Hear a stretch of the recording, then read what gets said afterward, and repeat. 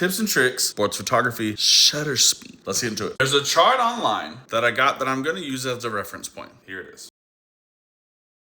Here's what the settings are. 1/2, that's what the 0.4 is. F10, 64. Nerf bullets. Here's what it looks like. I got it at the top of the throw, just some super blur. Here are the next settings. Nerf. So 1/4 looks like. Here are the next settings. Nerf. Here's what that looks like. 1/8.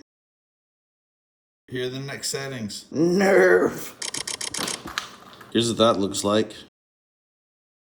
Here are the next settings. Nerf. Here's what 1/30 looks like. Getting clearer.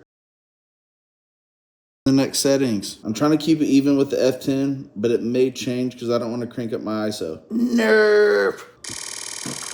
Here's what 1/60 looks like. Getting a little bit clearer. Here are the next settings. I'm at 1000 ISO. That means the focal point, the F10, may change, but I'm gonna try to keep it even. Nerf! All right, so at 1/125, we're getting clear. Let's zoom in so you guys can really see. These are still really blurry. Some of these are pretty good. But if you're doing sports photography, that's too blurry. Let's keep going. Here are the next settings. Only difference is F8. I'm gonna try to keep it as fair as possible. Nerf! Here's the result of the 1/250. Let's zoom in. Getting better, right? Some are still blurry, as you see right there. Some are clearer. Let's go ahead and get to 1/500.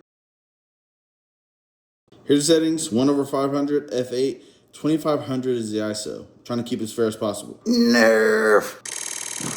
Here's the result is the 1/500. Obviously, you could pick a shot when you pick that one, and they're starting to look a lot more clear. Way better than the 250, way better than if we don't keep going on. Let's go over to the 1/1000 and see how sharp it is.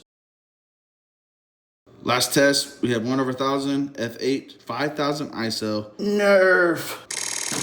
So here are the results. There's a few you could pick. You can pick that one, right? But we go with that one. Now let's take a look at, see how much defined those are. Those are way better. You can tell exactly what those are. I hope you learned something about shutter speed. Now remember this quick tip though. The higher the shutter speed, the more light you're gonna need. Stick with me for the next few days. We're gonna go over basic camera settings. See you soon.